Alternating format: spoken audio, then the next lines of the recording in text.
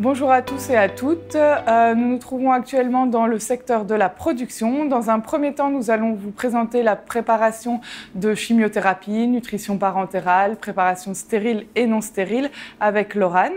Et dans un second temps, Bernard, notre radiopharmacien, va vous présenter le secteur de la radiopharmacie.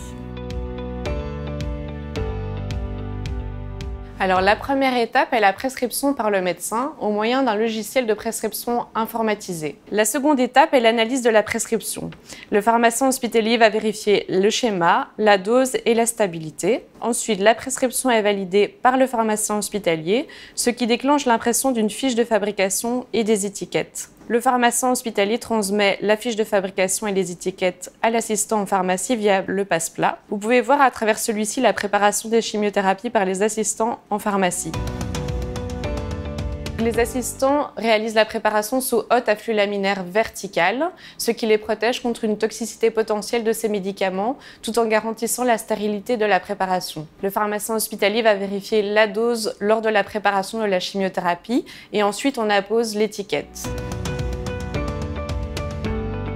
Après la préparation, le pharmacien hospitalier va libérer la poche. Il va vérifier le nom du médicament, le nom du patient, la dose et le type de perfusion utilisé pour la dilution. Une fois que tout est prêt, le personnel infirmier vient chercher la poche de chimiothérapie pour l'administrer au patient.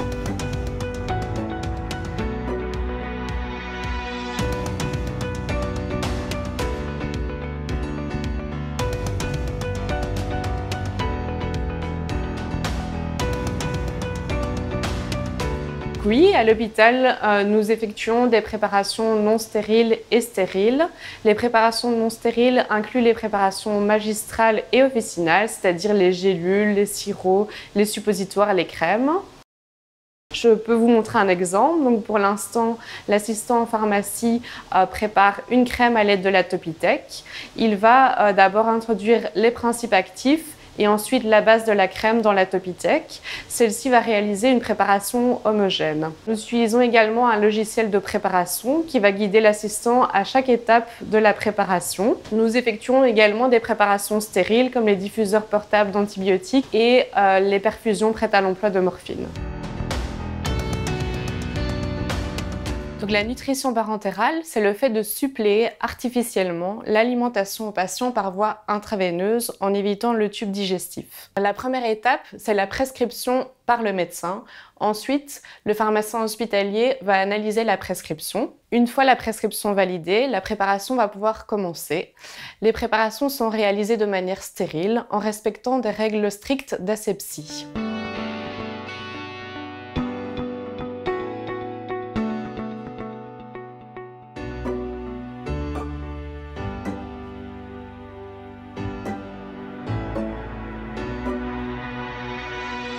Les assistants en pharmacie vont réaliser la préparation sous haute afflux laminaire horizontale.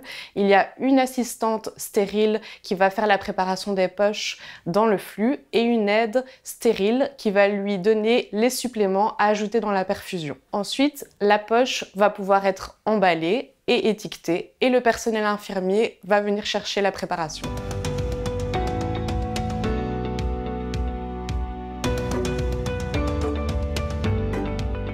Le pharmacien hospitalier a pour mission la supervision de la préparation des radiopharmaceutiques. Alors, les radiopharmaceutiques sont des médicaments enregistrés comme spécialité, mais qui sont radioactifs. Et donc, le pharmacien va intervenir comme conseiller auprès des personnes qui préparent ces produits, souvent injectables. On peut rentrer dans les locaux, mais pour des raisons de sécurité, l'accès aux locaux est limité à des personnes autorisées. Donc, on doit protéger l'environnement, on doit protéger également le personnel.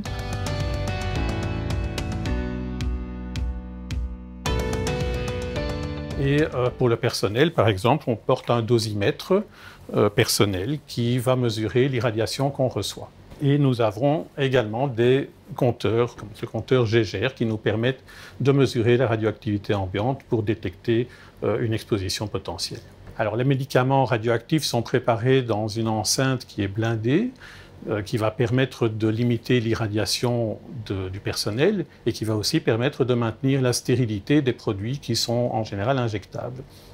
Donc nous utilisons des petites protections individuelles pour les flacons, ce sont des protections blindées, toujours dans le but de limiter l'irradiation. De même, la seringue est placée dans un dispositif blindé pour son transport. Alors l'approvisionnement, le stockage, la préparation, la délivrance des radiopharmaceutiques est réservé légalement à la personne responsable qui est souvent le médecin. Et donc le pharmacien va intervenir en parallèle pour conseiller les préparateurs dans les conditions de préparation et, si nécessaire, mettre en place un contrôle de qualité qui, lui, se fera souvent par chromatographie.